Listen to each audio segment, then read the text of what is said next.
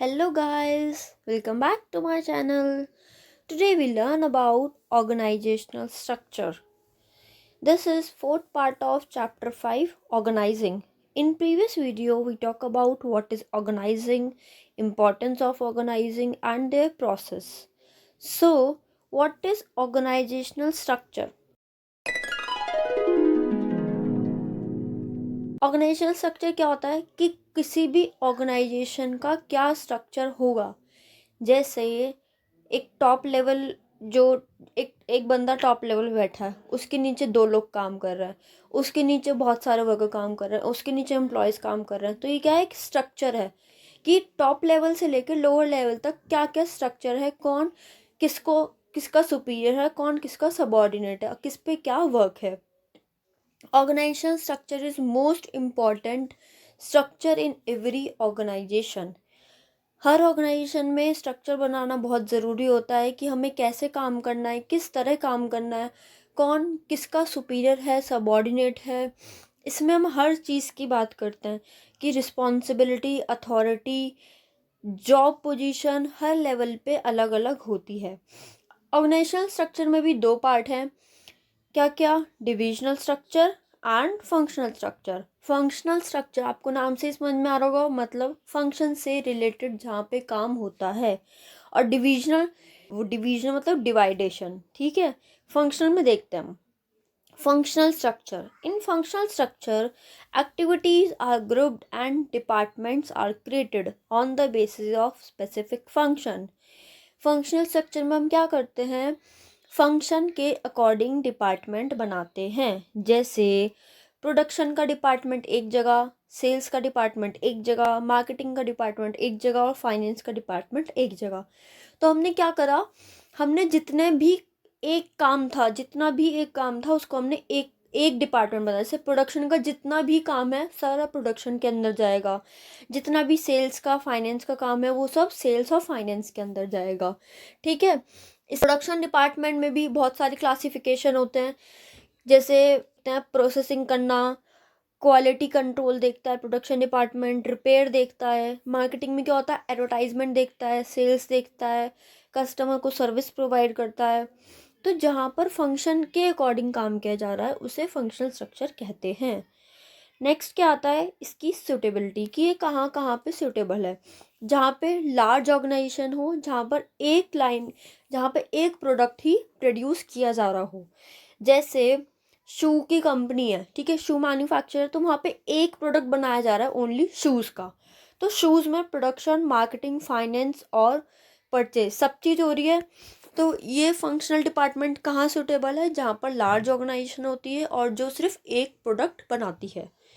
Second, organization which require high degree of functional specialization, जहाँ पर एक काम हो रहा हो, फंक्शन के अकॉर्डिंग काम हो रहा है और उसके अंदर बहुत सारी डिफरेंट डिफरेंट एक्टिविटीज़ हो रही हो। जैसे प्रोडक्शन के अंदर हमने क्या बताया कि प्रोसेसिंग होती है, क्वालिटी को देखा जाता है प्रोडक्ट की। मार्केटिंग में उन्होंने क्या कहा कि जो हम शूज़ बना रहे हैं उसको एडवर्टाइज़ कैसे करना है ताकि उसे लोग ले, हमको कस्टमर को सर्विस कैसे प्रोवाइड करनी है, उसकी सेल्स कैसे करनी है, रिसर्च करना कि कहाँ पर लोग ज़्यादा शूज़ को ख़रीदते हैं, ठीक है। ये सब क्या होता है फंक्शनल डिपार्टमेंट में, ठीक है। नेक्स्ट इसका देखते हैं हम advantages. Specialization, easy supervision, easy coordination, minimize cost and effective training. Specialization मतलब कि वहाँ पर एक ही तरह का काम हो रहा है। जैसे कि कोई, तो उसमें क्या है, उसमें प्रोडक्शन की सारी एक्टिविटीज़ हैं, ठीक है। हम उसको कोई और मार्केटिंग में नहीं डाल सकते। अगर हमने उसको मार्केटिंग में डाल दिया तो क्या वो मार्केटिंग का काम कर पाएगा, नहीं कर पाएगा। तो उसमें एक चीज़ की ही स्पेशलाइजेशन होती है, जैसे प्रोडक्शन की प्रोडक्शन को, मार्केटिंग की मार्केटिंग को। इजी सुपरविजन मतलब सुपरवाइज करना बहुत इजी है, क्योंकि जैसे हमने कहा कि जाके देखो कि मार्केटिंग में क्या काम चल रहा है, तो मार्केटिंग में क्या देखना है कि सेल्स हो रही है नहीं हो रही है, एडवर्टाइजिंग पे काम कर रहे हैं नहीं कर रहे हैं। तो वहाँ पे हम एक जगह एक डिपार्टमेंट में जाके बैठ गए और वहाँ पे सबको देख लिया कि इस डिपार्टमेंट में ये काम होना है और ये काम हो रहा है या फिर नहीं हो रहा है। इजी कोऑर्डिनेशन, कोऑर्डिनेशन अच्छा होगा क्योंकि production department depends upon purchase department. जैसे कि हर डिपार्टमेंट एक दूसरे, पहले प्रोडक्शन डिपार्टमेंट काम करेगा तभी तो वो सेल्स के पास जाएगा, तभी तो वो उस प्रोडक्ट की एडवर्टाइज करेगा, सेल्स करेगा, उसके कॉस्ट को रखेगा। ठीक है, तो सब क्या होता है, ये एक दूसरे के ऊपर डिपेंड होता है। नेक्स्ट है मिनिमाइज कॉस्ट। इसका मतलब क्या होता है कि मिनिमाइज कॉस्ट मतलब जब हम कुछ काम कर रहे हैं एक साथ मिलकर, प्रोडक्शन में एक साथ काम हो रहा है, तो वहाँ पे हो सकता है कॉस्ट को मिनिमाइज किया जा सकता है। इफ़ेक्टिव ट्रेनिंग, वहाँ पर लोगों को, एम्प्लॉयज़ को ट्रेन करना बहुत इजी है। जैसे किसी एम्प्लॉयज़ को मार्केटिंग सिखानी है तो हमें पता है सिर्फ उसको मार्केटिंग की ट्रेनिंग देनी है कि सेल्स कैसे करनी होती है, एडवर्टाइजिंग कैसे करनी होती है। तो वहाँ पे ट्रेनिंग कराना एम्प्लॉयज़ को बहुत इजी है। नेक्स्ट देखते हैं हम डिसएडवांटेज। डिसएडवांटेज क्या होता है कि डिफ़िकल्टी इन अचीविंग ऑर्गेनाइजेशनल गोल। ऐसा क्यों? हर ऑर्गेनाइजेशन में, हर स्ट्रक्चर में कुछ ना कुछ अच्छाइयाँ होती है और कुछ ना कुछ बुराइयाँ होती हैं। तो एडवांटेजेस तो हमने पढ़ ली, ये है disadvantage. The departments become specialize in their own way only. They fail to see the prospects of whole organization. As a result, the organizational goal cannot be achieved. इसका मतलब क्या होता है कि जो जो डिपार्टमेंट बना है वो सिर्फ अपने काम के लिए कर रहा है। प्रोडक्शन है, सेल्स है, सब अपना डिपार्टमेंट देख रहे हैं, सबको अपनी स्पेशलाइजेशन पता है, किसी और की तो नहीं पता ना। जैसे प्रोडक्शन का काम धीरे चल रहा है, सेल्स ने अपना काम कर लिया सारा, सेल जितने प्रोडक्ट बनाए थे वो सेल हो गए, प्रोडक्शन से काम धीरे आ रहा है तो वो आगे हो नहीं पाएगा। तो इसलिए क्या होता है कि ऑर्गेनाइजेशन के जो गोल है उनको अचीव करने के लिए बहुत टाइम लगता है। नेक्स्ट है difficulty in inter departmental coordination. इसका मतलब क्या होता है कि बीच बीच में लोगों को काफ़ी कॉन्फ्लिक्ट हो जाता है उनके बीच में। ठीक है, इंटरेस्ट में कॉन्फ्लिक्ट ऑफ इंटरेस्ट, कि उनका इंटरेस्ट अलग अलग होता है, तो उसमें हमें डिफ़िकल्टी हो जाती है कि किसी का इंटरेस्ट किसी में है, किसी का इंटरेस्ट किसी में है। ठीक है, हम नेक्स्ट देखते हैं divisional structure. Divisional structure dividing the whole enterprise according to the major product. जैसे डिवीजन में हमने बताया था, उसमें तो हमने क्या करा था कि उसके फंक्शन के अकॉर्डिंग डिवाइड करा था। इसमें हमने क्या करा कि प्रोडक्ट के अकॉर्डिंग डिवाइड करा। जैसे मेटल है, प्लास्टिक है, कॉस्मेटिक है, मेडिसिन्स है, सोप है। जैसे हमने लिए 4 product, textile, cosmetic, medicine and soap. इसमें हमने क्या करा, इसमें हमने 4 डिपार्टमेंट बनाए उनके प्रोडक्ट के बेसिस पे। जहाँ पर टेक्सटाइल का काम हो रहा है उसी डिपार्टमेंट में प्रोडक्शन भी हो रहा है, परचेज भी हो रहा है, मार्केटिंग भी हो रहा है, फाइनेंस भी हो रहा है। हमने एक डिपार्टमेंट बना दिया कॉस्मेटिक का। कॉस्मेटिक में प्रोडक्शन भी हो रहा है, परचेज भी हो रहा है, मार्केटिंग भी हो रहा है, फाइनेंस भी हो रहा है। मेडिसिन में भी ऐसे ही हो रहा है, सोप में भी ऐसे हो रहा है। उसमें हमने क्या करा था, फंक्शन के अकॉर्डिंग बनाया था, और इसमें हम क्या करेंगे, प्रोडक्ट के अकॉर्डिंग बनाएंगे। So next is suitability. इसकी सूटेबिलिटी क्या है, this structure is suitable in organization producing multi product और डिफरेंट लाइन ऑफ प्रोडक्ट। इसमें ये कौन सी ऑर्गेनाइजेशन में सुटेबल है, जहाँ पर एक से ज़्यादा प्रोडक्ट बनाए जा रहे हो। ठीक है, ये वहाँ पर सुटेबल है। नेक्स्ट हम इसकी देखते हैं कि इसमें क्या क्या एडवांटेजेस हैं और क्या क्या डिसएडवांटेज है।